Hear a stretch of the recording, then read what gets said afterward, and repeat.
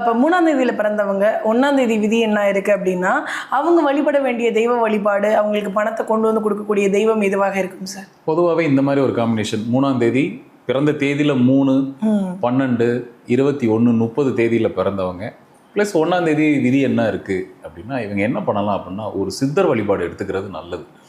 யாராவது ஒருத்தர் அவங்க குருவாக எடுத்துக்கிட்டு அவங்க குருவாக ஏற்றுக்கிட்டு அந்த சித்தர் வழிபாடை பண்ணிக்கிறது ரொம்ப நல்லது.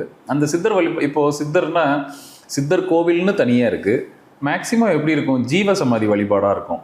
நிறைய ஊர்களில் நிறைய சித்தர்கள் ஜீவ சமாதிகள்லாம் இருக்காங்க. அந்த மாதிரி இருக்கக்கூடிய இடங்கள்ல ரொம்ப மகாக்ஷேத்திரமாக இருக்கும் இல்லையா, அந்த மாதிரி இடங்களில் போய் கும்பிட்றது நல்லது. இல்லைன்னா ஒரு குரு உள்ள ஒரு சிவன் கோயிலில் போய் கும்பிட்றது ரொம்ப நல்லது. ஒரு உதாரணம் சொல்லணும் அப்படின்னா, இப்போ சென்னையில் எடுத்துக்கிட்டிங்க அப்படின்னா திருவழிதாயம் அப்படின்னு ஒரு இடம் இருக்குது. பாடி சிவன் கோயில்னு சொல்லுவாங்க. அந்த இடத்துல பார்த்தீங்க அப்படின்னா சிவனும் இருப்பார், ஆனால் அங்கே குருக்கு ஒரு பெரிய முக்கியத்துவம் இருக்கும். குருங்கிற கிரகத்துக்கு ஒரு பெரிய முக்கியத்துவம் இருக்கும்.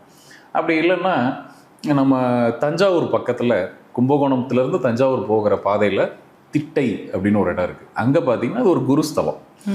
சிவன் கோவில் தான், சிவன் கோயிலில் குருக்கு ஒரு பெரிய முக்கியத்துவம் இருக்கும். அந்த மாதிரி ஒரு இடங்கள்ல போய் இவங்க போய் வழிபாடு பண்ணும்போது நிச்சயமாக குருனாலே பணம், பணத்திலே பெரும் பணம். ஸோ இவங்க போய் அதை போய் ஆக்டிவேட் பண்ணும்போது நிச்சயமாக பணம் வந்தே தீரும். இவங்க